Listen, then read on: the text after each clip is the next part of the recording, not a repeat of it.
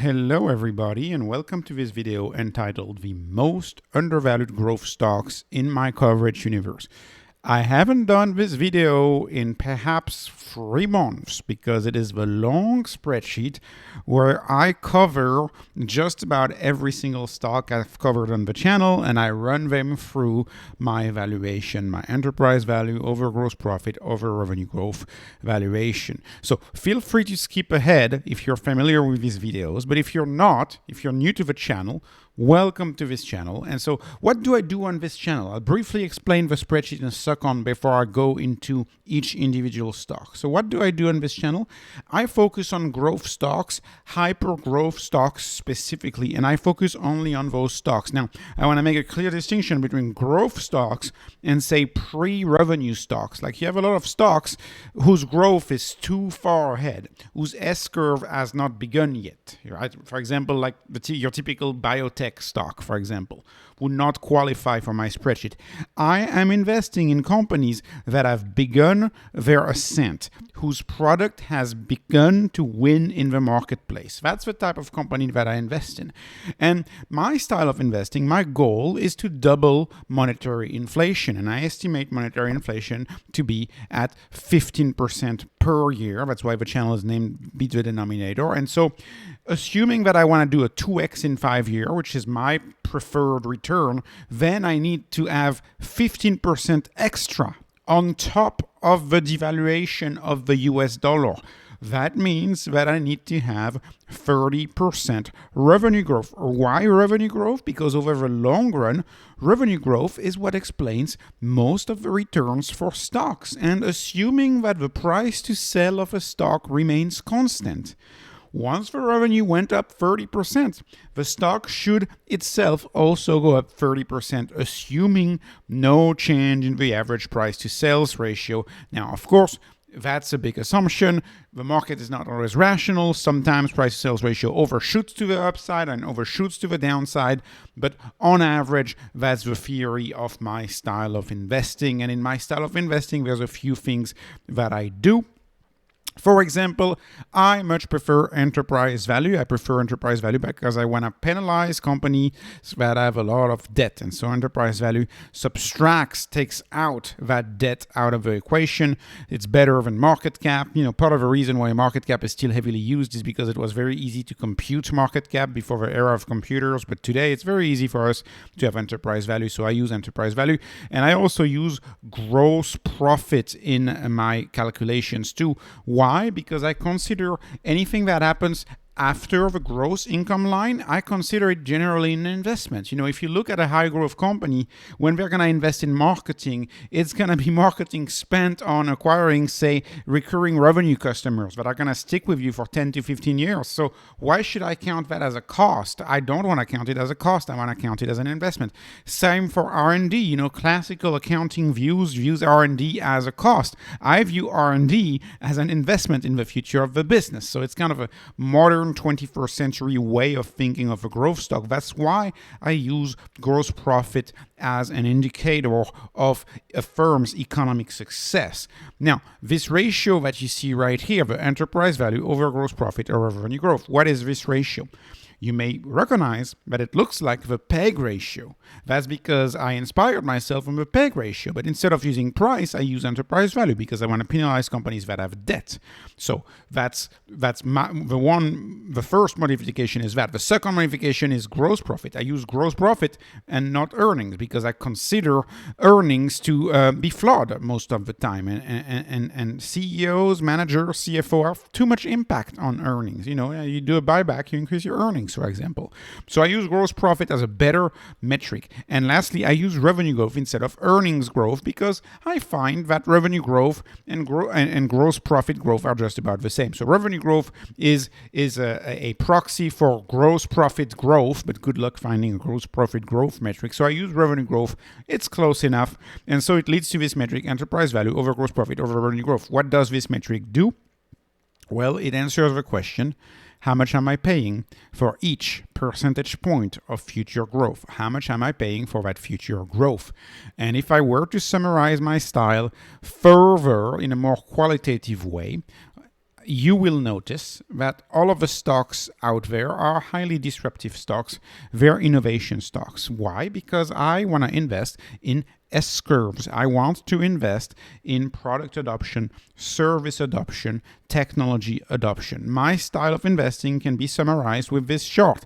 I go in early at any sign of product adoption. Once that revenue growth starts to spike, that's when I go into the stock. And when I have clear sign that the growth is over, when I see the product being adopted in the marketplace everywhere, that's a sign for me to get out of the stock and to go look for something else. And that period of time, right, that S, the center of the S right here that you see, is 10 to 15 years typically. So my holding period for an investment tends to be 10 to 15 years. Ideally longer if you find a special company that can stack S-curves on top of S-curves on top of S-curves. And we will see the first company in that spreadsheet is that company in my view. So, what are the cheapest stocks based on enterprise value over gross profit or revenue growth? What are the cheapest ones? Well, if you've watched these videos for more than a year, I've been making them now, you will not be surprised to hear that the ranking still hasn't changed that much. It's still HIMSS. HIMSS is still the cheapest stock at just under 0.05, followed by StoneCo. StoneCo is maybe about 50% more expensive than HIMSS, but barely. Followed by Lovesac, STEM, FIGS, and Nubank. And I stopped after 0.25. I use 0.25 as a cutoff. I consider anything below 0.25 to be the cheapest stock, to be really, really undervalued. And of course, I mean, it's tough to understand how cheap a company like HIMSS or StoneCo are. I do not get it. I do not get how cheap they are. And that's why I'm happy to keep accumulating. So now that I've highlighted the 6 cheapest, what I'm going to do, and this is going to take a while, but I'm going to go through each stock and tell you a little bit about each stock and my views and thoughts about each stock. So let's get started. The first stock in this spreadsheet that I've analyzed multiple times on the channel is Tesla. Tesla needs no introduction. A few minutes ago, I said the first stock of the spreadsheet is an example of a stock that you may not have to sell after holding it for 10 to 15 years because it's a stock that may start another S-curve and another S-curve and S-curves on top of S-curves, right? The whole idea is, for example, Tesla, what if you find that EVs are heavily adopted and everybody has an EV 10 years from now? What if they just start selling humanoid robots and the humanoid robots are just starting to get adopted, right? That would be an example of a situation where you would stay with the stock Tesla. In a nutshell, very briefly, Tesla is the Standard Oil of our day. They own the energy infrastructure of the future. There's no other way around. They own the transportation. They own the megapacks, right? They are the leading maker of megapack, entirely disrupting the peaker plants. They're entering auto bidder and the energy markets, the buy and resale of an energy market. They have comprehensive solutions for residential solar. This is a company that is extremely comprehensive for all things electric. And their mission statement, you will note, if you follow Tesla, you'll know that the mission statement has nothing to do with cars. Their mission statement is to accelerate the world's transition to sustainable energy. Where do you see cars in the mission statement? This is a company that sees much bigger than just cars. It's the Standard Oil of the 21st century, and I am very happy to own it until perhaps one day, hopefully not, but perhaps one day the government starts to split it up. Moving on to the second energy revolution stock. And you'll note that these are organized based on their sector, right? So this is energy revolution. So the second energy revolution stock in my spreadsheet is Enphase. Enphase provides an entire mini grid or ecosystem to put solar on your roof and to operate your house in conjunction as well as independently from the grid. So Enphase's system includes microinverters that you put below each panel to turn DC current into AC current, but it also includes an app, it includes a battery, it includes an energy management system, it includes an opportunity to resell the power to the grid. Enphase is enabling the transition from utilities, right? The electric utility connecting to your house, to energy independence in the form of solar energy. And this is my investment in solar and in Enphase is premised on the fact that, yes, today you go on Alibaba.com and you look at the price in bulk of solar panels, they are cheaper than plywood. They are cheaper than plywood. And every single roof out there has 7 to 9 times the roof space for someone to put solar panels and create energy 7 to 9 times more than what they need.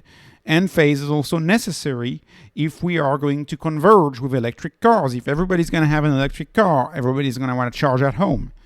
The grids can't support that. The only way that you can support that is if you have solar panels on your roof, and that the solar panel on your roofs charge your car. So this is a company that is converging with Tesla, if that makes some sense, converging with a transition to EVs. So not only EVs do you charge them at home, but you also need to have cheap energy at home, and that is where solar comes in. Solar is a revolution. Solar payback on a solar system is between 5 and 8 years. Good luck to getting anywhere close to that in the market. Moving on to STEM. So STEM is a complicated company. It's gotten under attack from short sellers for a long time. STEM is, for now, mostly a hardware company. They're mostly a design and engineering firm that installs those megapack, those $2 million virtual power plants that Tesla sells. STEM is actually one of the leading installers of Tesla megapacks. And STEM also has a good network of Chinese megapacks. And they install Chinese megapacks. They install these megapacks for whom? They install them for utilities, and they install them for industrial sites. And much of their revenue today, the bulk of their revenue today, still comes from the megapack installs themselves, which is why the gross margin is really bad. But whenever they sell a megapack, they attach software to it, and the hope is that over time, a 20-year to 25-year software and maintenance contract where you yield 80% gross margin, the hope when you buy STEM is that over time the hardware division will make a smaller and smaller part of the business, and the software will take over. But STEM, definitely the riskiest stock out of all of the three in the energy revolution stock. By the way, Tesla and Enphase, that's my number one position, Tesla, and Enphase is my second position. STEM is a meaningless position for me, so it's not worth spending too much time on STEM. Moving on to another top 10 position of mine now, a big position of mine is HIMS. As you may know, I've covered HIMS a lot of times on this channel. What is HIMS? HIMS is what Teladoc is not, in the sense that they don't go for insurance. HIMS is what GoodRx is not, or Cost Plus Drugs from Mark Cuban is not, in the sense that they do not accept insurance. HIMS is, as I like to describe it, an e-doctor, a digital doctor, plus an e-pharmacy, a digital pharmacy, minus insurance. And a lot of people don't understand why not having insurance is actually a plus for HIMS. It is a plus because since HIMS does not have insurance, it is free to break prices. It is free to cut prices on so many different treatments, so many different products, and it is also free to innovate, to iterate much faster than it could ever do with insurance systems that are stuck in the mid-20th century with IT that is entirely outdated. That's the big chunk of the HIMS innovation, is the fact that you just go get your drugs without insurance, and it is much cheaper because you go for a company that sells generics and that uses automated warehouses and that uses prescribers and providers that are just registered on the platform and work a little bit in the evening for extra income. And because of that, you remove the entire costly part of healthcare. You remove the real estate empires that most hospital systems are building. You remove the profit centers of insurance companies. Insurance companies are highly profitable, right? United Healthcare is a top 10 US company. Top 10 in the S&P 500. You remove that. And you remove, of course, the profits of the pharmacies. There's 45,000 physical pharmacies in the US. In a world where we have same-day shipping, do you need 45,000 pharmacies when you have same-day shipping? No, you don't. That's what Amazon has figured out. That's what HIMS has figured out much earlier than Amazon, in my view, if you ask me. And sometimes I get asked in the comment section, is Amazon a threat? Or is Teladoc a threat? Although Teladoc, I think less and less people are asking that. And the answer to that is, it's an entirely different business. One of them is working with the healthcare system. Another one is reinventing healthcare. Or, as I like to say, creating healthcare, if one assumes that right now what we have is a sick care system and not a healthcare system, which is how I think most health systems should be renamed in the US. They should be called sick care system and not healthcare systems. It's a major distinction. All right, moving on to my data warehousing and data monitoring stocks. Let's talk about Datadog. Datadog is an infrastructure/application monitoring app. It is a big data app, and big corporations are built with stacks and stacks of apps that are just staggered on top of each other. And whenever you have a problem, let's say a customer orders something, there may be a problem between, API number 50 and API number 675, and there may be a problem. Datadog allows you to open your IT stack and detect wherever there is a problem. It's actually Datadog. The name dog comes from an IT term that means big servers. Anyways, what can I say about Datadog? It is a leading product in its niche. It is mostly recurring revenue. It is a darling of Wall Street, as are so many SaaS companies. And it's considered the best-in-class company in SaaS. And this is a stock that I was buying when it was much cheaper. I still own it. I still hold it. I still follow it.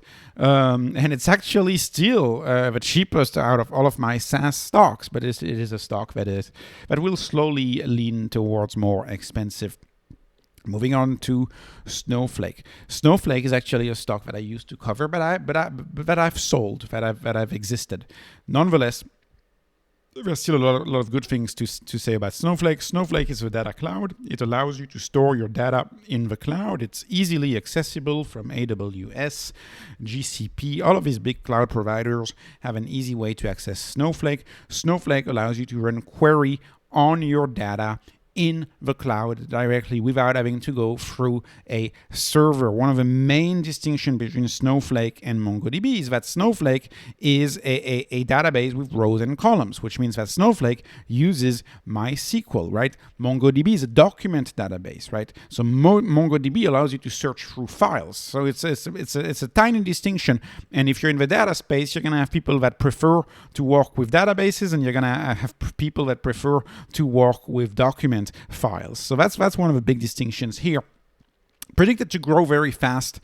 I would argue the reason why I sold of Snowflake, why I sold out of Snowflake, is because the CEO did a 180 on their guidance in Q1 of 2023, and I was very shocked. They did a 180 on the guidance. They halved the guidance with no warning whatsoever, and I just sold the stock because I lost confidence in the management right away.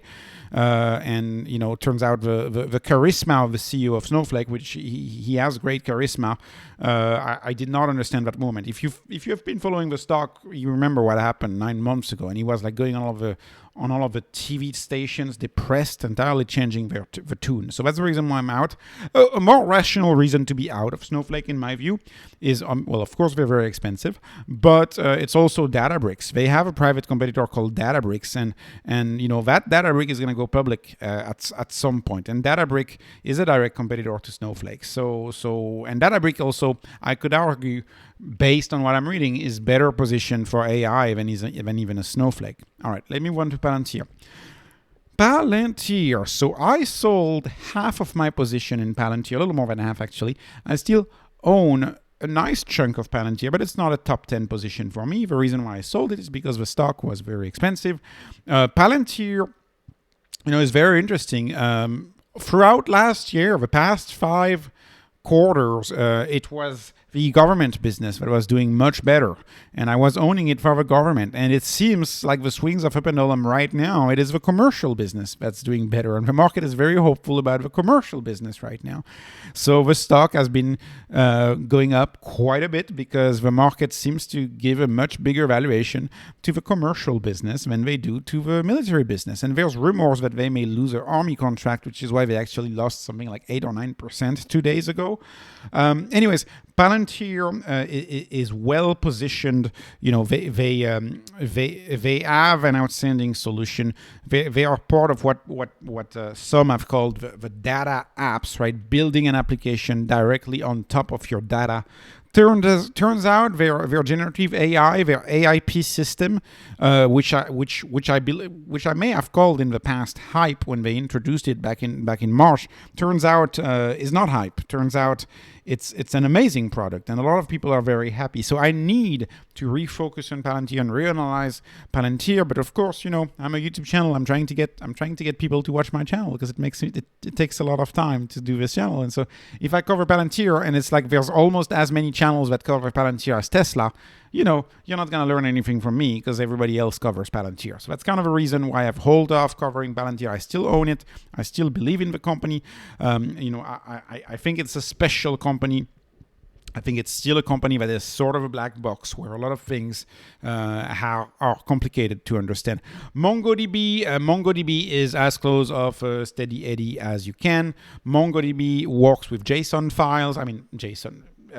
All sorts of different files, but JSON is just the example of a file that I use. It's a document database. What's a document database is you store your data in files that look just like text files, and you analyze these files. And if there's this competition between people who want to do MySQL and people who just want to use MongoDB. MongoDB actually stands for Humongous Database. You may know that. And they have a very popular software called Atlas, and you have a whole amount of people in the field of data science that prefer document databases, and the stock is doing well. And by the way, if you look at all these stocks, you know, if you average it out, all of these four, you're getting a good 30% growth, which is well within my threshold. So assuming the price to sales remains the same, you know, I think they're going to be outstanding performers. I think they're going to stay like that for a very long run. Another feature that you may notice from these SaaS stock, right, software as a service stocks, is the gross margins. The gross margins are outstanding, right? Between let's say Snowflake's going to go back up between 70 and 80% in general. So outstanding gross margin. That's really what you want to see for a software business. All right, somewhat related, but not entirely. I mean, they're related in the sense that they are as a service business model, but they're not related in the sense that they don't really focus with databases. We're talking about cybersecurity. Cybersecurity is an outstanding business, and it's a very important business. And it's one of these businesses where companies can't go cheap. You can't really go cheap with cybersecurity. You have to go with the best. I mean, because if there is a breach, it's a binary event. Look at what happened yesterday on 23andMe. 23andMe leaked tremendous amount of data. Well, there was a breach somewhere. And so companies, whenever you hear about a breach in the headlines, that encourages companies to get more cybersecurity. What does CrowdStrike do? CrowdStrike is a quote-unquote cloud-based antivirus. It lives in a winner-take-most market. It has the largest network of computers running the Falcon software. Computers and what we call endpoint devices, right? Your phones, your cars, etc., your servers, your endpoint devices. What it does is that whenever there's a breach on one of the hundreds of millions of devices, the CrowdStrike software detects that breach and updates every single every single Falcon software gets updated whenever there has been a breach identified somewhere. So you always have an up-to-date software. You don't have to go through an antivirus update like one would have done, say, 10, 15 years ago, and every 2 weeks you have to do version and long names for versions. It's not like that anymore. It's entirely run in the cloud. CrowdStrike is as steady Eddie of a business as it gets. It's very steady Eddie. We have long-term guidance too, which I love. We have guidance until 2029 for CrowdStrike. So that growth rate at well above 30% should be sustained for until at least 2029, if the guidance is to be believed. Zscaler is a friend of Snowflake. These companies work together. These companies have a business offering together. Granted, Zscaler perhaps grows a little slower than CrowdStrike because they have a little more competition, not especially, but somewhat a little bit from Cloudflare. Cloudflare always claims to be competing against Zscaler.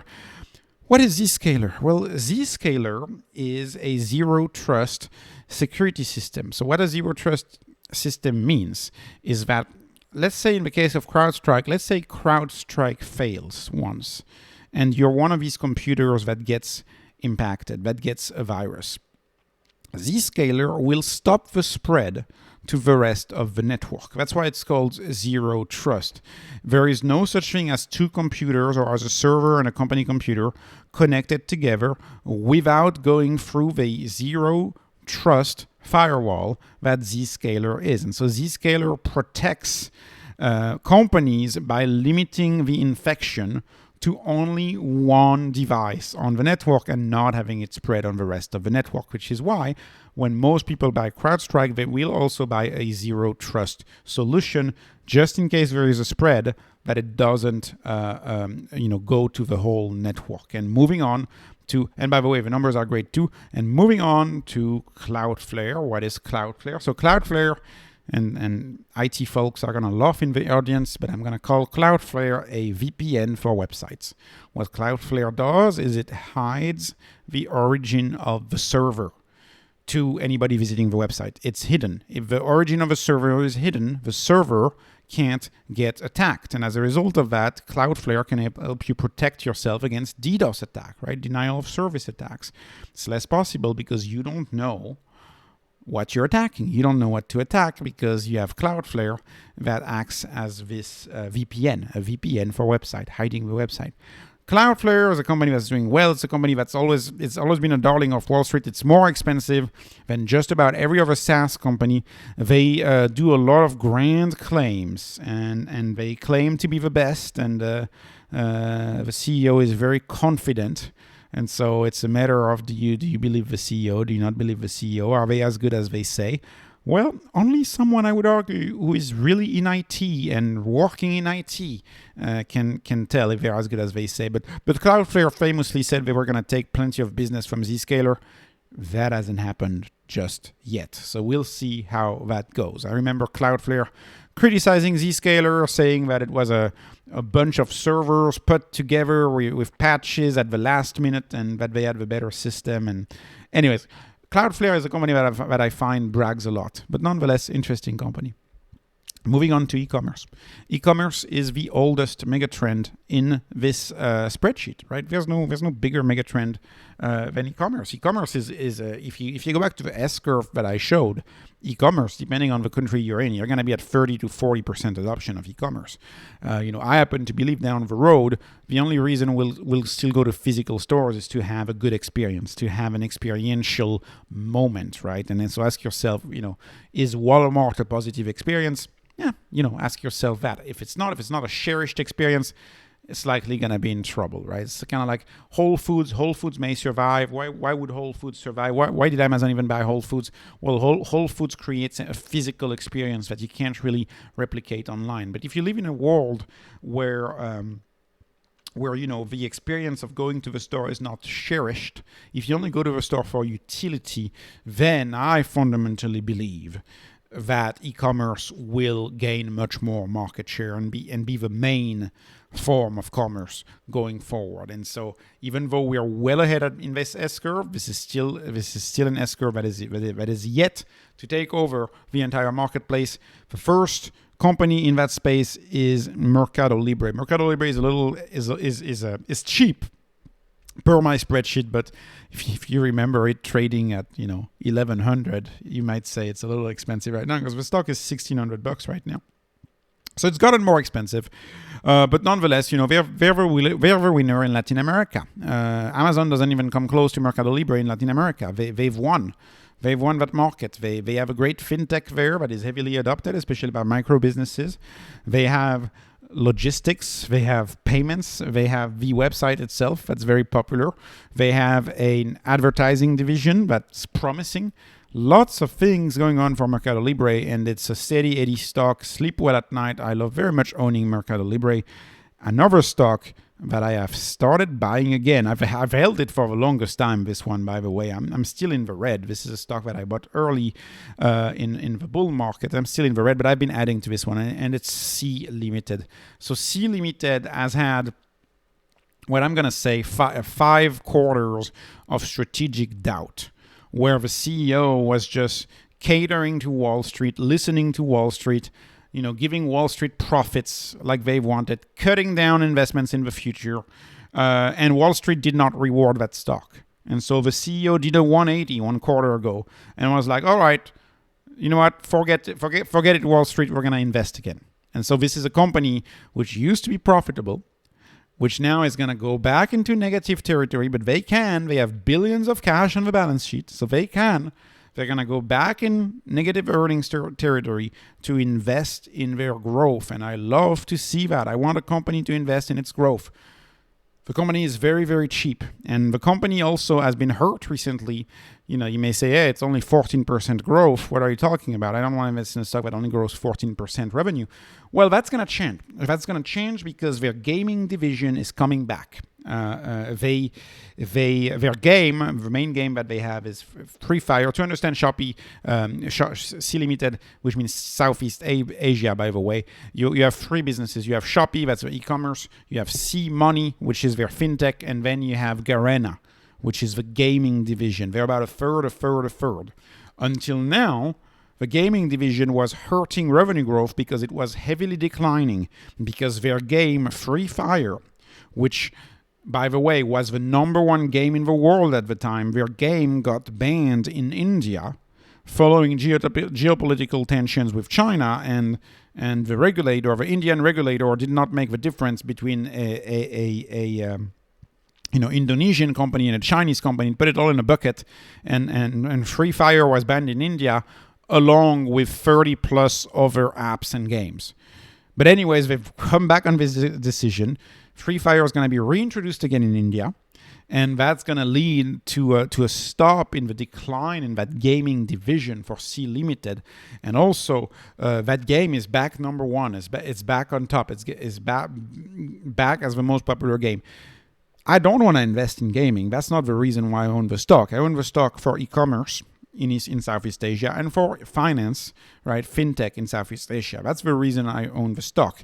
But talking about gaming is important to understand the stock. Over the next few quarters, we're going to have, for the first time in 5 quarters, a moment where the gaming division does not hurt this company anymore and actually may help this company anymore, which is why I'm very hopeful it will return to a 30-ish% revenue growth going forward. And this company is cheap. By any metric I look at it, is cheap. Is very cheap in my view.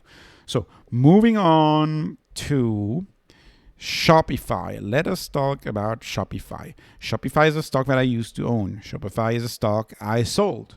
I found it too expensive. Shopify runs a lot of major businesses, runs the websites for a lot of major brands and major businesses, and it is the preferred, it is the premier e-commerce operating system in the United States. To give you an example of some companies that use Shopify, on this list alone, you have the Tesla accessory store. If you want to buy anything related to Tesla that is not going to be the car, Tesla is using Shopify. And for Figs, the business Figs, which we're going to get into it, they're like modern day scrubs, like fashion scrubs. The business of Figs is entirely being run on Shopify. So Shopify, just like you have Amazon Web Services and you think about Netflix, or you're like, yeah, Netflix is an amazing company. Under the hood, what powers Netflix is Amazon Web Services, right? Kind of the same way. You may look at Figs and you're like, oh, their scrubs are amazing. They're a great clothing brand. under the hood, what operates FIGS is Shopify. And you have a lot of major brands that use Shopify. Famously, the Kardashian billionaires, I don't know if you've heard of that. Famously, they run their makeup brand on Shopify. And so Shopify is like, oh, we make billionaires because they're selling makeup through the Shopify app. So it is a premium stock.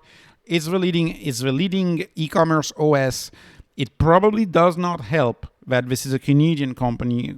I've found that there's a big premium on Canadian companies, so it probably doesn't help with the pricing. CEO is an inspirational CEO. A lot of people love him, so this is why you get an expensive stock. Nonetheless, 22% growth, a little low for me. I would like to see it grow faster. My favorite company out of the three, out of MercadoLibre, C Limited, and Shopify, my favorite is MercadoLibre by far. Moving on to DLocal. DLocal is a stock I've covered multiple times on the channel. DLocal, in my view, is sort of a battleground stock. They've disappointed on earnings multiple times. They've given bad guidance multiple times. They've had issues with managements and people quitting. They've come under attack by short sellers, some of them relentless. This is a company that has had a lot of backlash. It's a company in the payment space. What they do is they enable a lot of websites and a lot of Western companies to sell in quote-unquote emerging markets with the local/preferred payment method. So you may be a country where you have to go to a local grocery store and pay with a gift card. Well, you can do that with DLocal, for example. So it's localized payments. The numbers look amazing on that company, but I've exited it because there is one company to me. If you're interested in the payments space, to me there's one company that's a clear winner, and that's StoneCo. I love STNE. Covered it multiple times on the channel. It's a very, very cheap stock. StoneCo is the leading payment terminal for small and medium-sized businesses in Brazil. 3 million medium-sized and small businesses in Brazil use the StoneCo payment terminal for their business. They're in a quasi-duopoly with another company called PagSeguro, which is a little older, a little less cool, a little less fresh. But StoneCo is doing so well, and it's impossible to understand why this stock is this cheap, because it's predicted to grow at 41% over the next 4 quarters. I see no reason why this will stop anytime soon, given their roadmap, their investor day. They've released an investor day, it was 3 weeks ago, that was absolutely outstanding, and a 300-slide deck talking about everything that they do, everything that they're going to do, and this is a business they plan to enter 3 times as many categories that they're already in. And of course, they have yet to conquer every single business in Brazil. Brazil is characterized by a lot of small businesses that are yet to use these digital payments terminals, and so they have essentially a blue ocean in front of them, competing against banks that are not keeping up, that are not catching up. Right? They also compete just a tiny bit with MercadoLibre on what they call micro businesses, which is a thing you have in Brazil. Like a micro business is, for example, you're going to sell umbrellas on the beach. That's called a micro business. You're going to sell in the streets. Very popular type of business in Brazil. These micro businesses, they can also use the StoneCo app, and this is where they compete directly with MercadoLibre on this. So a little bit of competition, but the leading business in medium and small size payments in Brazil, and the numbers don't lie. This, if you look at the stock chart and if you look at the revenue growth number, this is as much of a disconnect as I've ever seen. And the disconnect has to do with the fact that they had an issue with the collateral in early 2021. They had a loss, but the stock has never recovered. And by the way, this is a stock that is owned by both Warren Buffett and Cathie Wood. FYI, I find it very interesting. Cathie Wood owns it for the disruption. Buffett owns it for value. So anyways, moving on to Square. So when you look at Square, you may think it looks like a much more expensive stock than, say, a StoneCo, but StoneCo is a special cheap company. So this is a much more expensive stock. What is Square? Well, Square has won the small business game of small business payments. They've won. It's game over. You go to a market. You go to any small business. They're gonna have the Square payment terminal. in the US. I mean, it's just the way it is. They've won. And I would argue they've also won, at least for now, they've won the digital payment space, right? With the Cash App. The Cash App is leading in the US. The Cash App is ahead of Venmo. So the Cash App is a leading app. And they have the Cash App, and so they're slowly monetizing that. Right now, the business is about half and half Square, half Cash App. This is a company that's going to have a lot of potential, I believe, with Afterpay. Afterpay is a business that aims to disrupt credit cards. It's a company that they famously acquired in 2021, the disruption of credit cards, competing directly with a firm. But it's an expensive stock. So Square is an expensive stock given the low predicted growth of 12% over the next 12 months. It's an expensive stock. I like Stone the best out of all of the payments company, and it's the only one that I own now. Out of the three payments company that I have here, I own StoneCo. Let's talk about complicated matters here. Let's talk about AMD, Indie, and Nvidia. So AMD is actually the most expensive stock out here. Why is AMD so expensive? Well, AMD looks so expensive right now because the growth is just not happening there. The growth is happening in the elephant in the room, that is Nvidia. For some reason, their GPUs, they are late and they are not catching on. And okay, AMD has a little bit more of a diversified business with Xilinx, with embedded electronics. They also have a thriving gaming chip business for gaming consoles. So AMD famously provides some of the gaming chips in the Model S and Model X for Tesla. They have a CPU business that's doing okay, but that's not where the bulk of the growth is today. The bulk of the growth today in the field of semis is GPUs, right? Graphics processing unit. And who's the leader in GPUs? It is NVIDIA. And NVIDIA is actually coming out cheaper in my spreadsheet than AMD. Believe that or not, just because of a growth rate that they're predicted to experience on their products. Before I cover NVIDIA, quickly let me cover Indie Semiconductors. Indie is cheap for cheap for the chip makers. It's one of the cheapest one, but it's also one of the riskier stocks. Indie provides semiconductors to companies competing against Tesla in the EV space. So I have a tiny position in Indie. It's meaningless. It's what I call my itchy finger position. The investor must do something. Perhaps the most important is the investor does something. So I have to do something. So I bought a little bit of it, but it's meaningless and it could go to zero. And I would not even care if it went to zero. I think it's a risky business. I think Indie is a risky business, especially as you see legacy auto slowly delaying, postponing the time they compete against Tesla. Right? We saw GM postpone it by 1 year. Well, who's Indie gonna sell to if legacy auto does not compete against Tesla? Who's Indie gonna sell to? So I'm a little concerned about Indie right now, but it's reflected in the stock price, a cheap stock. And Nvidia, if you look at these numbers at 57%, Nvidia is almost. It's a little bit expensive, but barely. Like it's almost a normal valuation in my spreadsheet since my average is at 0.52. It's barely more, which is crazy. So Nvidia doesn't need much discussing. They are at the right place at the right time with the right product, and they're kind of the only one who makes that product. And so they can charge a fortune for these products. They have 70% gross margins, which is about 20% higher than your average semi company. Your average semiconductor company has about 50% margin. They have 70% margin. It's an outstanding company. They are the visionary, and they keep moving on. If you saw their presentation a few weeks back about the H200, how many months after the H100 did they release the H200? So fast. So this is a company that's looking cheap. In my view, we'll see how that gets sustained.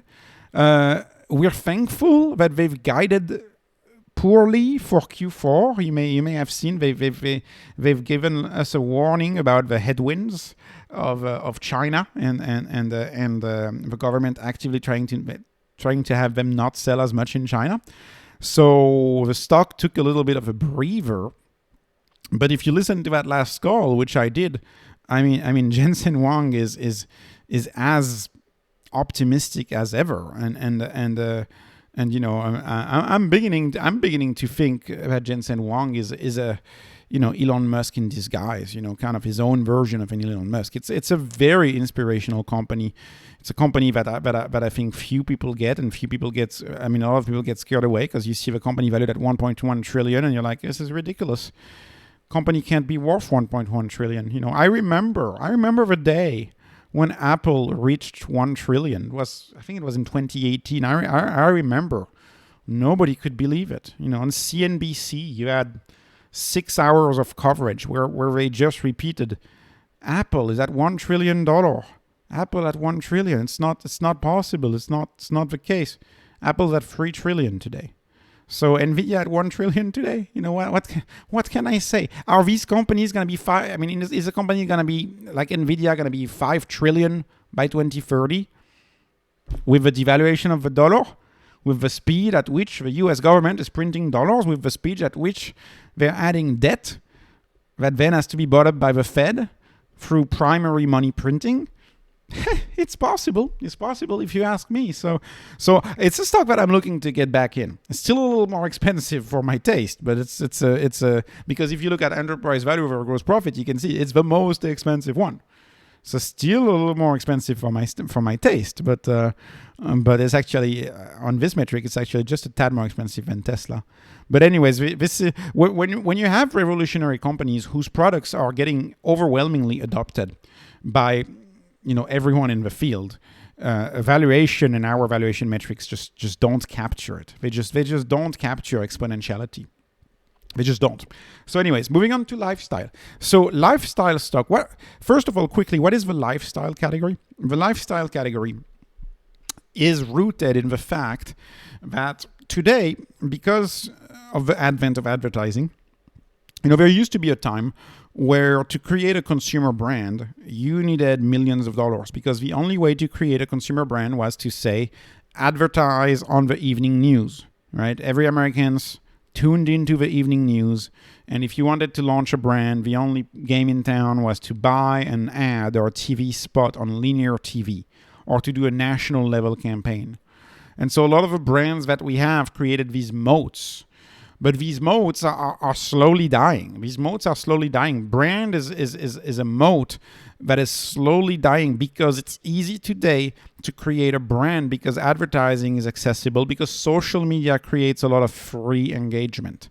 And this is what I'm calling lifestyle companies or lifestyle brands that are taking business away from very, very old companies.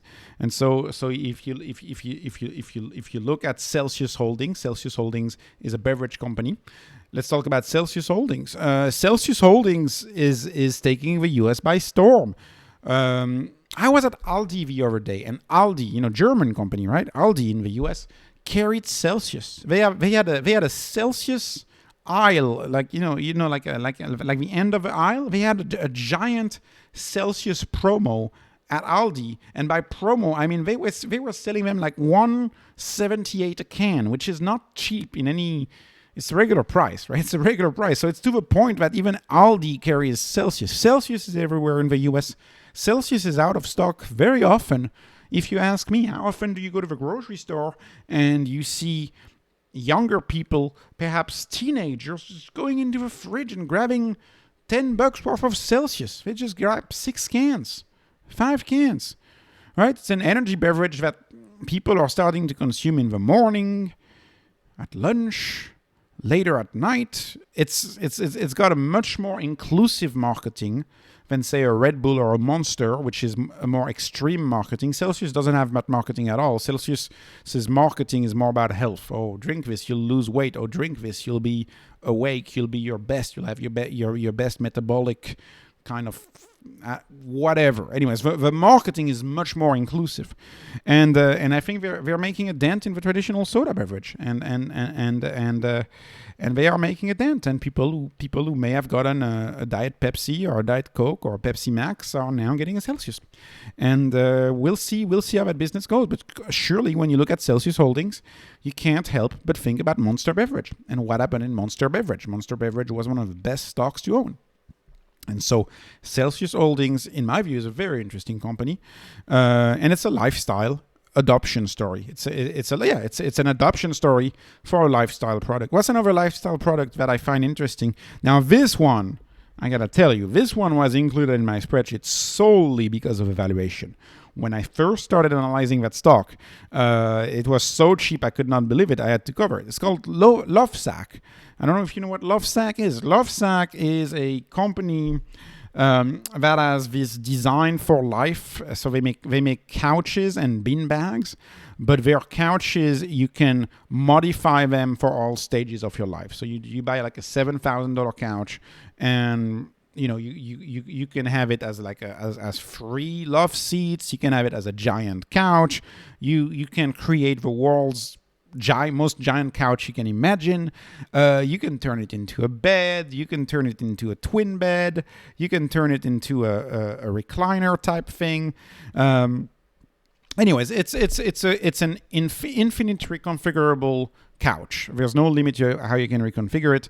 And the stock is down. The reason why the stock is down, in my view, is because real estate, interest rates are high. Real estate is dead. People are never ever going to buy furniture again, which to me is the epitome of short-term thinking. I don't understand why this stock is this cheap. I call it in a lifestyle stock. I put it in the lifestyle category because when I look at, say, so in the US, you have Lazy Boy. I don't know if you've heard of Lazy Boy. It's kind of like this 100-year-old company from Michigan, and they used to represent for most generation up until Gen X, the premium furniture brand. And what is that next premium furniture brand? Well, they're trying to be that. And so they're trying to it's beanbag versus recliner couch. And it's kind of like the lifestyle story. So anyways, product is getting adopted. But growth is still pretty good given the real estate growth right now. I find it pretty good. And the stock is dirt cheap. I don't think that stock is going to stay that cheap forever. Moving on to Figs. Figs is an interesting company. So they are trying to pull off what Lululemon did for yoga pants. So yoga pants in the 90s, yoga pants used to be this obscure clothing that you would only wear when you go work out or the yoga studio. And what did Lululemon do? Well, it turned it into a lifestyle pair of pants that you can just wear anywhere you want. And it's been a crazy success story. Figs is trying to do the same thing with scrubs. So scrubs, again, a walking person's outfit, right, for nurses, etc. They're trying to take those scrubs, make those scrubs very fashionable, and they're trying to get people to wear scrubs outside of the hospitals. This is the story of clothing for you, right? I mean, jeans, Levi's jean, it used to be only a tough walking man's pair of pants, and today jeans are fashionable items. So I see, the recipe is there. The recipe for a lifestyle brand is there. I see no reason why they wouldn't succeed at it's risky, right? It's stock market investing, but that's the thesis for you. They're trying to do that. A lot of these stocks are going to be binary. Like many of them are going to fail, right? That's the whole point of investing. It's like if you have a few 10 baggers, you're also going to have a few that go to zero. That is what they're betting on. Ron Barron, a major bull of Tesla, major investor in Tesla and SpaceX. Ron Barron loves figs. You may when I listen to a few of his interviews about figs, and he recommends. He recommends. What do I know? What do I know what he recommends? But I know his fund owns a lot of figs. So interesting story. Moving on to cloud niche. So really briefly, of course, the cloud giant today is Amazon. Amazon is the number one in the cloud. They're far ahead of everybody. Much of the value that Amazon has is because of the cloud. But there's a few cloud niche players that are smaller and better if you're looking for a multi-bagger type stock. One of them is DigitalOcean. What does DigitalOcean do? They allow developers to run mini clouds and train themselves on mini cloud, and they provide cloud services for small businesses that have often been forgotten by the big players. And again, it's a company that's doing okay, but the growth is a little low for my taste, and the gross margin is also a little low for my taste, and the price is right in line with my average. Axon is a similar story of cloud niche. So of course, Axon did not get started with the cloud, right? They got started with what they call non-lethal products for police officers, and then they got into body cams and provided body cams. But after that, right now, what's the growth phase for Axon? It is storage of this evidence in the cloud. So they provide a lot of cloud storage for police stations, and that's a big part of the growth story. Axon has very impressive growth at 29% again.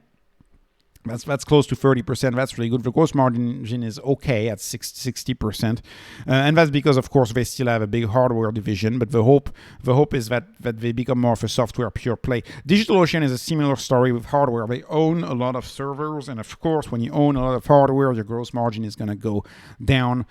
I call these the cloud niche stocks. They're both interesting. Do I find them the most compelling right now? No, right? No, I don't find them most compelling right now. But they are both interesting. Moving on to the neobanks.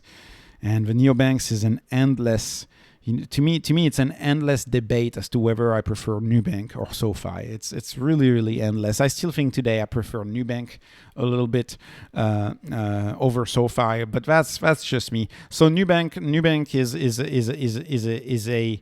is almost a consumer brand. It's almost a consumer brand in banking in Latin America. It's a loved company. They sponsor soccer games and all sorts of cultural event, and people love Nubank. And they have half of the households in Brazil actually have Nubank, and it's this banking app. It's a super app that does just about everything, and that Brazilians, Mexico, Argentina love Nubank. They love their Nubank, and it offers everything, including crypto, which I think is important because SoFi just exited crypto.